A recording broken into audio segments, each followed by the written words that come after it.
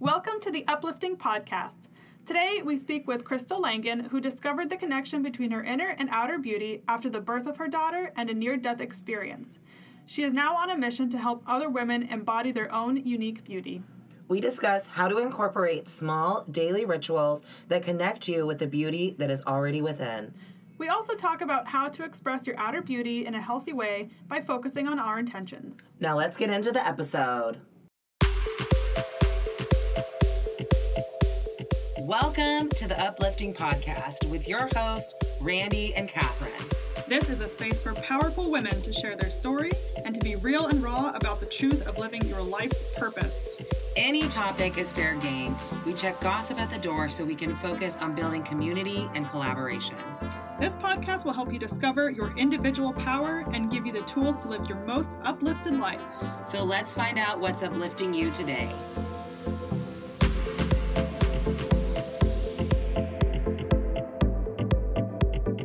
Welcome to the Uplifting Podcast. Today we have Crystal, and Crystal is a speaker, writer, and coach who helps women see and embody their inner and outer beauty. She is the founder of Sovereign Beauty, where she creates online and in-person courses, workshops, and rituals to help women radically love themselves. So welcome, Crystal. Welcome, Crystal. Yeah, thank you. So for our listeners, Crystal is a member of, was a member of the WomanSpeak Mastermind, which I am currently a part of. So I am so excited to have you here today and to hear about your story and everything like that. So we're just going to dive right in. Can you just give us the whole backstory, where you come from, how your story of getting here to now empowering other women to radically love themselves? Boy, okay. Well, my backstory, like all the way back. Yeah, as far back as it goes. Take as far as you want. Well, I was actually born to teen parents. So my mom and dad were 15 and 16 when they had me. And one of my parents was a real nurturer, really got down on the floor with me, really instilled in me the strength that I have now. And then my other parent was wild and, going off and having wild weekends and doing all kinds of things, but just really exploring and being a teenager, really. But the interesting thing about my story is that the nurturer was my dad. And so a lot of people find that really interesting. And that's kind of where I started. I started out with a father who really saw the beauty and the preciousness in me and also taught me to be really strong and independent. And then, of course, being born to teen parents, there's struggles that go along with that. And so I went through those, and I learned through those experiences. But one thing that my dad really taught me was to be able to connect with my inner child a lot. And so now that I've had my own children, and now that I've had my own daughter, that was another huge experience of awakening for me. Was having her and seeing the beauty that she is, seeing the beauty that she knows she is. She hasn't been jaded. She hasn't been, nobody's ruined it for her yet and told her she's anything but beautiful. And so I saw that in her right away. I mean, obviously when they placed her in my arms, I was like, oh, she's the most beautiful thing ever. But I saw her really take on her own beauty knowing from a young age. And she was really connected to that. And there was no shame around it, no conceit around it. It was just very pure, very pure. And I was like, yeah, I think we're all born this way. And I think something happens along the way, unfortunately, for most of us, that disconnects us from that. And so then it became really urgent and important for me to do what I can in the world in support of all women and all little girls, and what I could do in the world to create a space for my daughter to hold on to as much of that pure knowing that she has as possible. So that's my mission now. That's my big driving force. That's so beautiful. So beautiful. I'm so fascinated by that because you were so inspired by your daughter. I'm also curious about your own personal journey through beauty and what that looked like to you. So you could see it in your daughter. Was that also reflected in you? How did you transform in that, in your own beauty? Yeah. Oh, I love that question. So there were several awakenings for me throughout my life. One of the biggest ones in my adult life was when I had a near-death experience.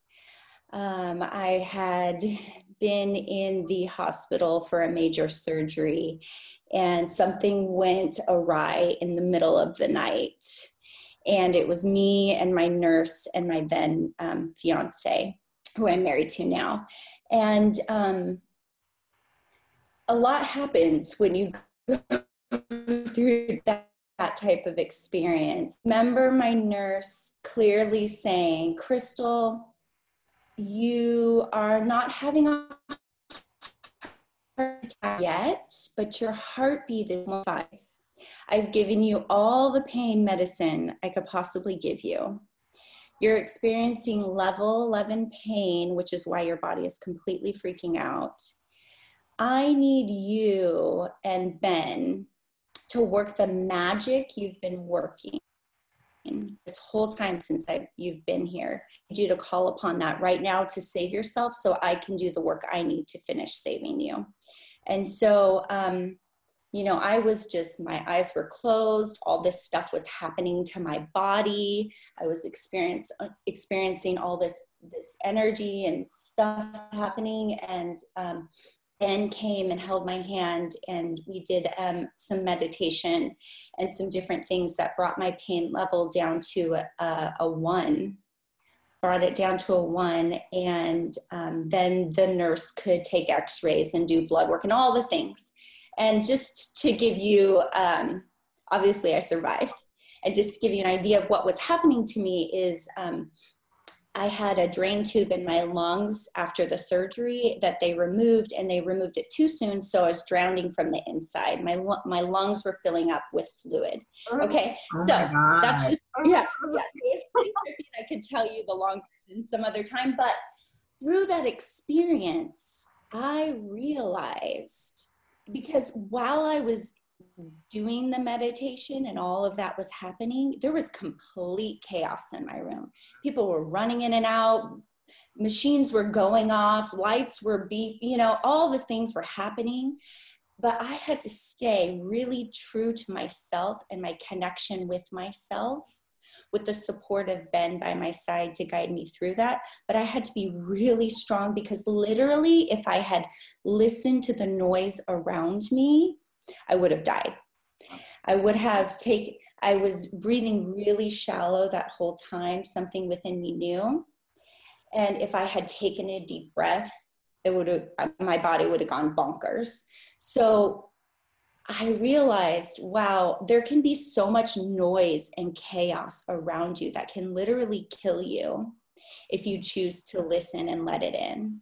And so, you know, obviously as we move about the world and our community and where we interact, there's going to be a lot of noise, and you can't drown it all out. You just can't, you know, things come in, but you can know, I know that you can protect yourself, and you can trust yourself, and you can always tap into the deepest heart of your heart, the core of your core and your being, to see what is true for you, what is pure for you, and where you come from, which is pure beauty.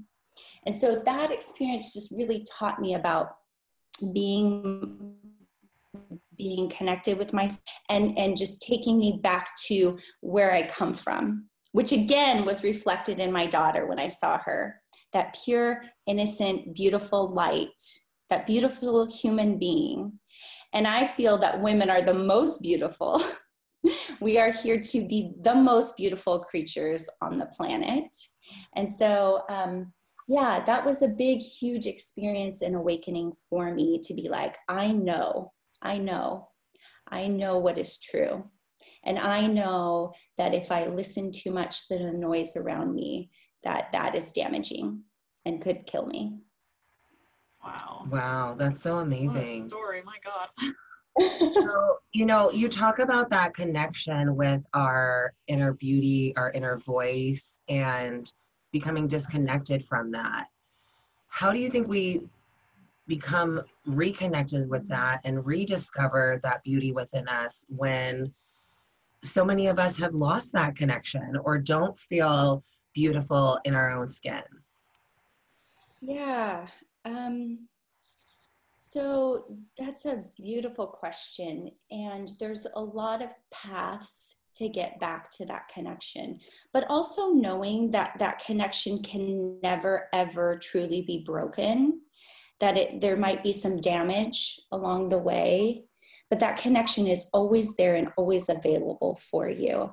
And so for what I find is for different people, different things, different practices resonate with them differently and help them. So a big, huge part of just life in general, and also just getting back that beauty connection, is cultivating that relationship with and trusting that inner knowing, that intuition, that instinct, that hit. And as you nourish that again and again and again, it gets easier and easier.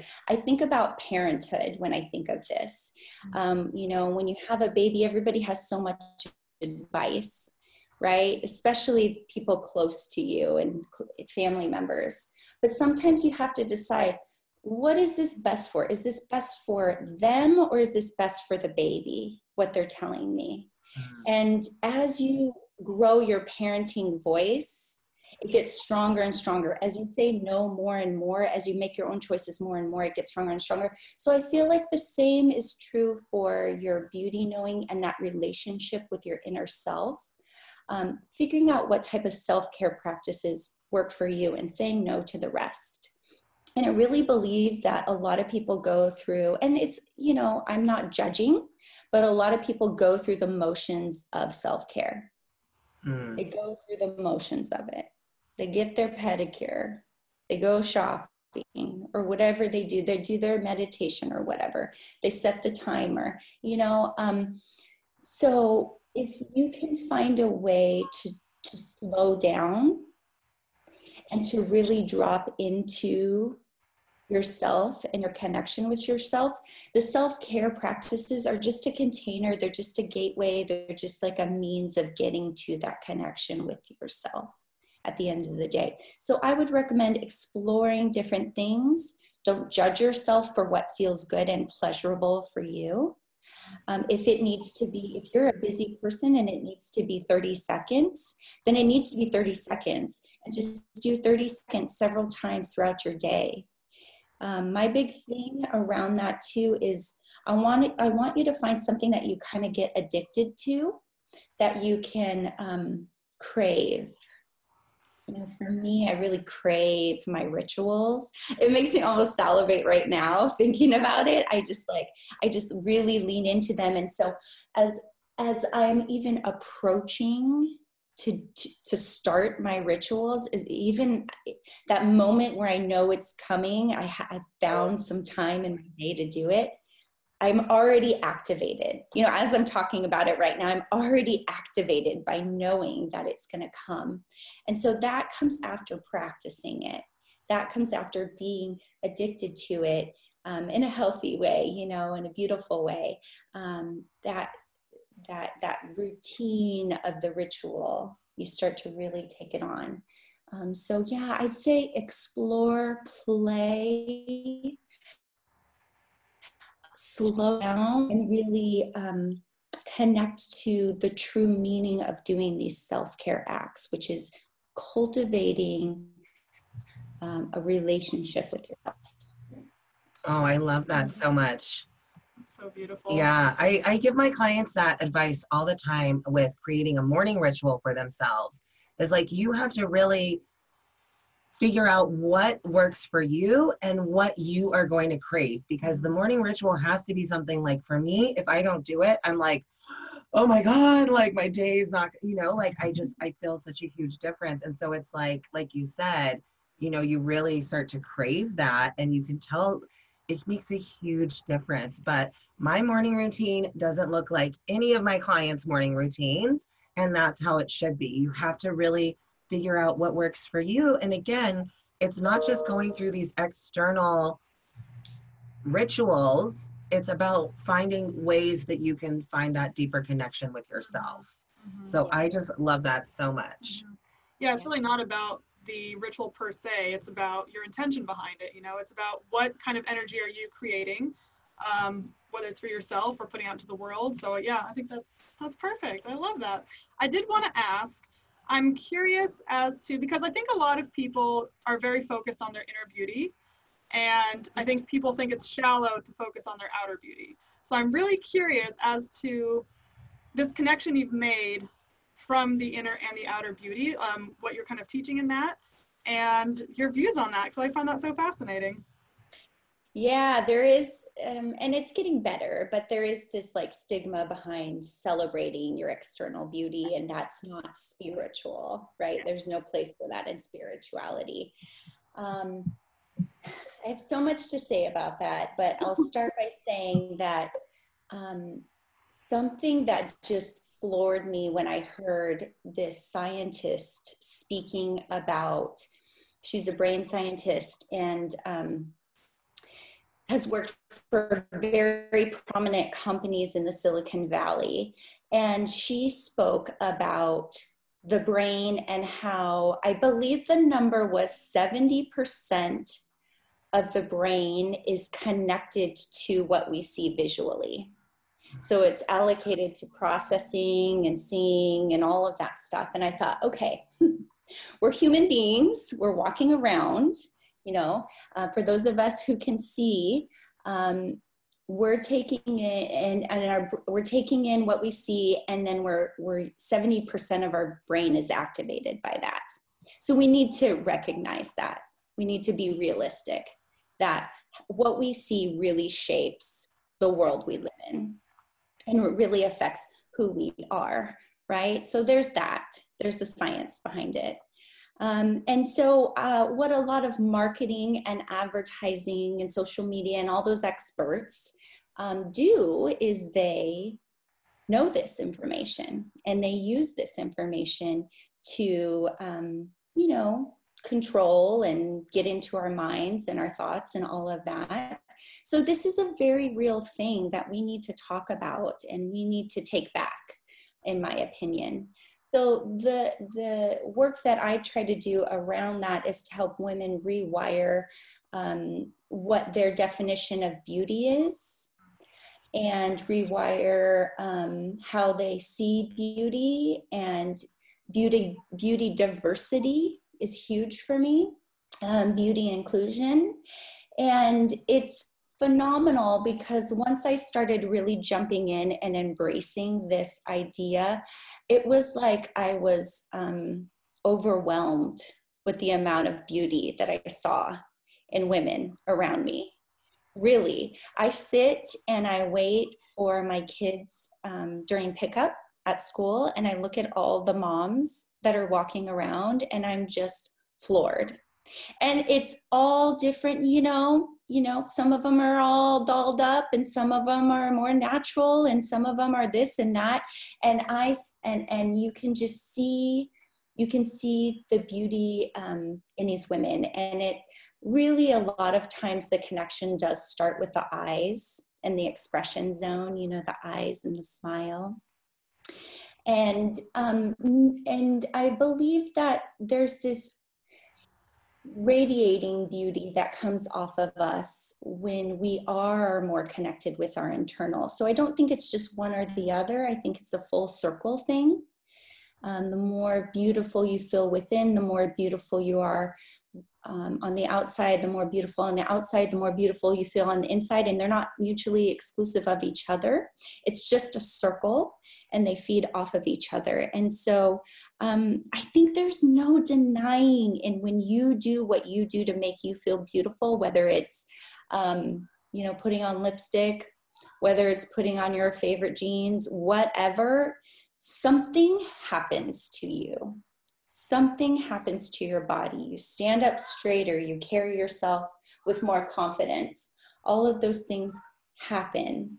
I'm starting to have a child wanting to interrupt me. Something happens within you and you feel better. Okay, so it's all connected. It's all about accepting you as a whole human being and not ignoring a piece of you.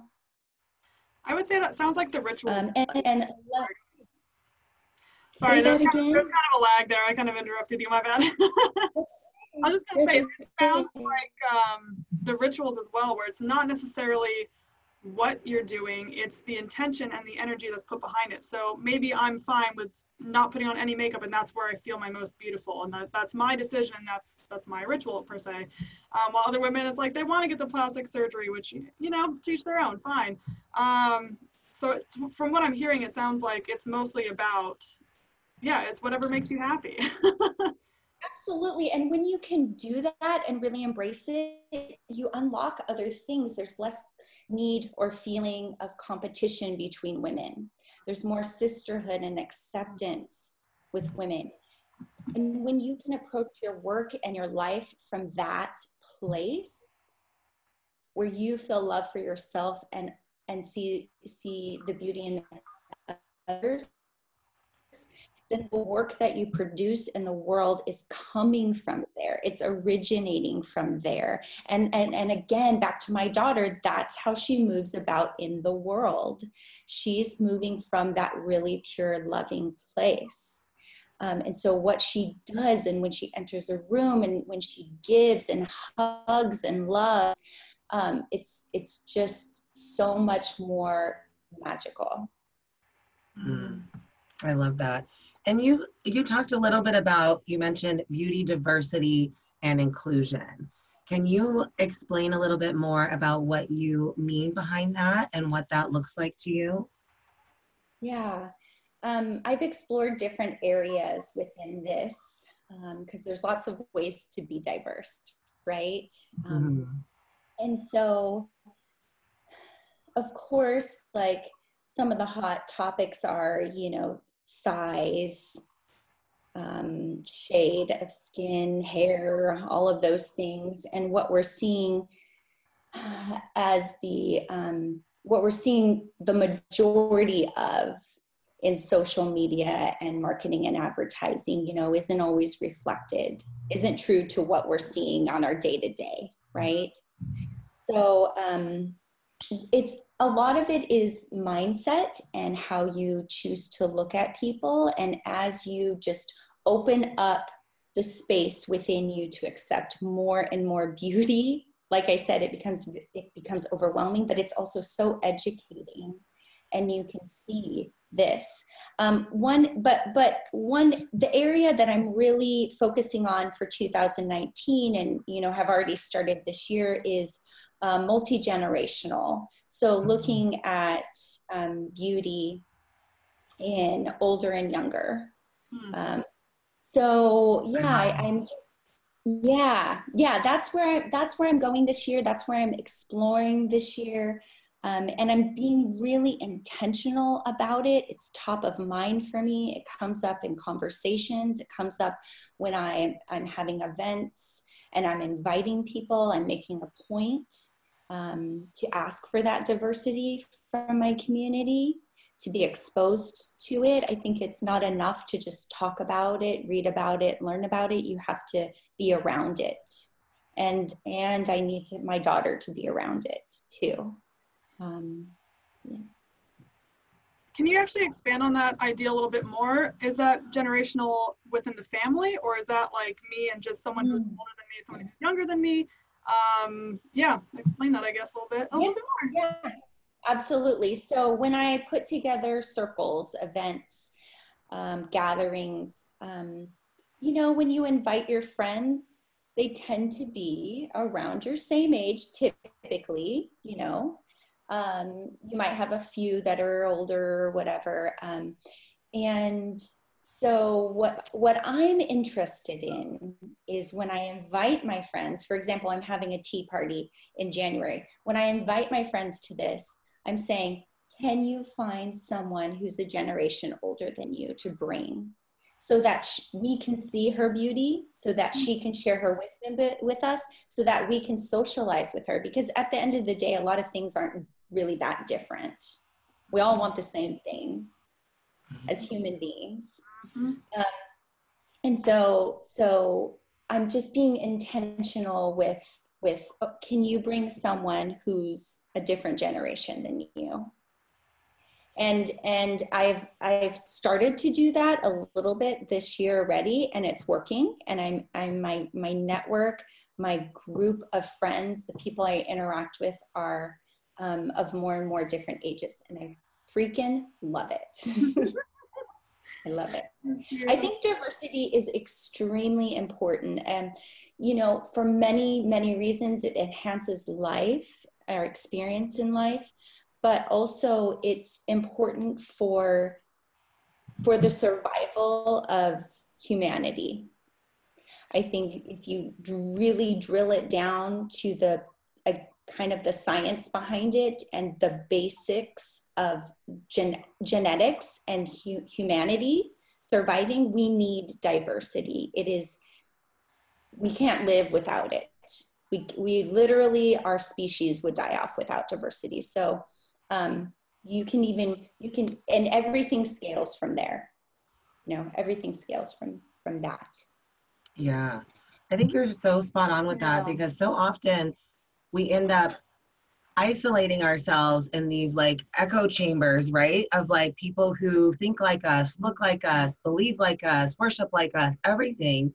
And it keeps us in these bubbles. And I really believe that in order to challenge our beliefs, we have to start surrounding ourselves with people who come from different backgrounds, come from different life experiences, different generations. And I know for me, like that has been one of the greatest things about joining WomanSpeak, has been the access to women of all generations, of all different backgrounds, and getting to hear their stories.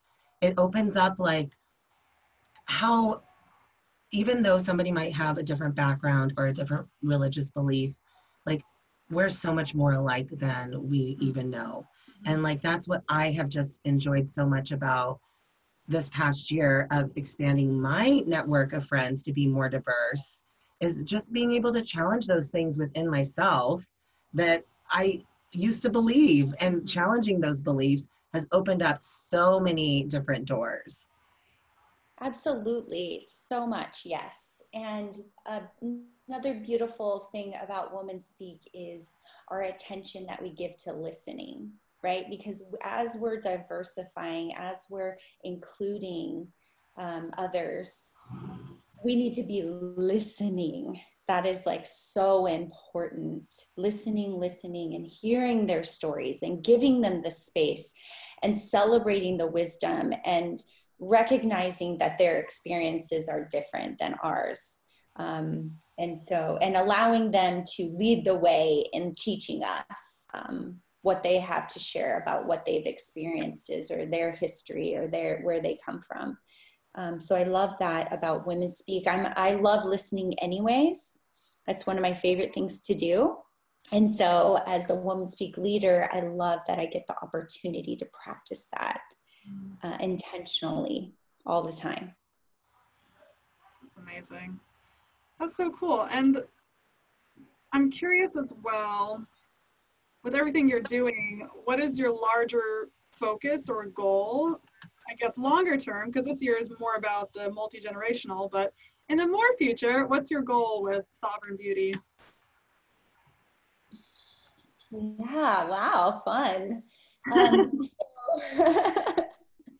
Yeah, I do have a book that I have in the works that's slowly coming on. I do online courses all the time. I really follow my intuition on when those should come out and what those should be about.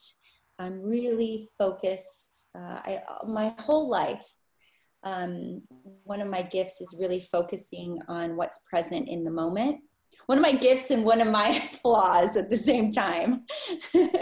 Sometimes I need to think about more than what's just going on in the moment. But I really trust that what needs to be said and give attention to in the moment will come through. So I've got my online course offerings that I do all the time. I do public speaking. I would love to speak more outside of my community. I would love to travel more with my speaking. So that would be one of my biggest goals. I think as a mom, busy mom of 3 little ones, that a speaking gig, you know, where I could just fly over somewhere for the weekend, give a speaking gig, come home, that would be ideal.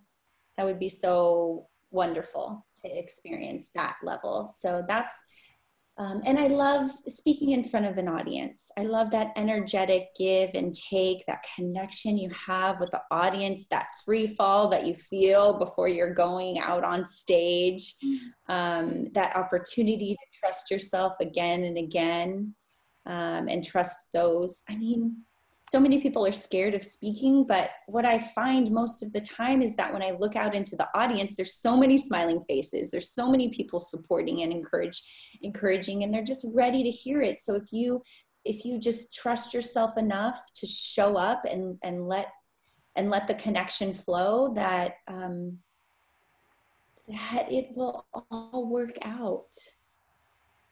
That's so amazing. So before we ask you our final questions, is there anything that you wish we would have asked you, or like a final message that you would like to leave with our audience? I don't know. One thing that I get asked about is, you know, my relationship with my husband. Because that's very solid and we've been together for 20 years. And I like to tell women, and I tell women a lot, you know, everybody says date your husband, go out on dates, schedule monthly dates. And I'm like, yes. And also date yourself. Like, don't ever stop dating yourself. Beautiful earrings on for yourself and dance in front of the mirror for yourself. You know, be edgy that way. Be edgy that way. Admire all the beautiful parts of your body in the mirror. For me, I used to be really scared of that until I did it. And then I was like, oh, that like roll on my back is not scary. It's actually really cute and beautiful. And I'm like, okay, so I'm not scared of that little piece of me anymore. So I just say, take time to date yourself, and whatever, it's like the rituals and the self-care and all of that. Take time to date yourself, seduce yourself. Oh, that's such good advice. And on that note, something that we like to do for our listeners, the way we like to end our podcast, is give our listeners 3 little tidbits of advice that you can give them that can uplift their lives today. So 3 action steps that you would like to give our listeners. Okay. Make a date for yourself on your calendar right now. Like literally go to your calendar right now, because if you don't put it on the calendar, you probably won't do it. So I'd say do that, make a date with yourself. And then I would say find a 30-second ritual. That's where I like to have people start. Find a 30-second ritual that you can visit. And there's 2 different types of rituals that I encourage my clients to have. One is the one that's kind of pre-planned, that you go to, you know, maybe your morning ritual or whatever. But one's like a pattern interrupt ritual when you're stressed out or you're sad or you just need a pick-me-up. So I guess I would say for action item 2 and 3 is to find a ritual that works for you for those 2 categories. To give you an example, when I put my earrings on, I don't go through the motions of putting them on. I have a mantra that I say to myself. I stop, I slow down, I close my eyes, I really feel myself, I ground myself. And I say whatever my mantra is, and then I say a different one for the other earring. The first one is more of a mantra for myself, and the other one is more of a mantra of what I want to give to others. I close my eyes when I talk about it too. I'm like closing my eyes as I'm explaining it to you and touching my earrings. It's just a habit. But I'm already doing that. I'm already putting my earrings on. Why not layer in a little mini ritual that's going to take an extra 30 seconds, you know? We don't have to make it all fancy, but just practicing that every day over and over again, right? So that's like a daily ritual. And then like a pattern interrupt ritual is, for me, like the sense of smell really activates me, or, you know, something that if I put it in my mouth, you know, something that's going to awaken a sense in you and kind of knock you off of what you're experiencing in the moment. Yeah. So for me, I take my rose oil and I start from the bottom of my jaw, and I go slowly around my jaw to the other side. And I do it again, really intentional, with my eyes closed, present, grounded, all of those things. And I say, I love you. Mm. And then I go between my eyes and I go down to the tip of my nose and I take a really deep inhale. That inhale is everything. And I say, I love her. Okay, so that's just quick. And a way that I recommend you're able to follow through with that is by putting it somewhere that's in your awareness. Don't hide it, put it out. I have mine on a pedestal. And so it's there, I see it. Okay, I'm not forgetting about it. So make it easy for yourself. Set yourself up for success and keep it simple. Love it. Oh my God, I'm going to do that. I love that so much. That's so great. I love that. Wow. That is just so incredible. I know that so many people are just going to get such incredible value from this episode. So where can they connect with you, learn more about you, everything like that? Because I know everyone is going to be dying to connect with you after this episode. Oh, thank you. I love connecting. I love making new friends. So find me on Facebook. I would say friend me, like, so what? Like, let's be friends. Let's get to know each other. We can see if we resonate in that way on that platform. So look for me, Crystal Celeste Avila Langen. I put my whole name in there. Crystal Celeste Avila Langen. And then I've got my Beauty Reclamation private Facebook group, Beauty Reclamation, where, you know, I put content in there and all of that. So you can find me there. And then, of course, I have my website, crystallangen.com. Cool. Awesome. We will connect all of that in the show notes so everyone can connect with you. Love it. And thank you, Crystal. Yes, that was so great. Good. Thank you so much.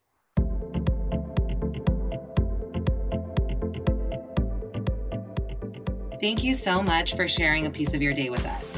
Please rate and subscribe to the podcast on whatever platform you're listening to us on. To continue the conversation, follow Catherine and Randy on social media. Our links are listed in the show notes. We can't wait to share another powerful story with you next week. And until then, stay uplifted.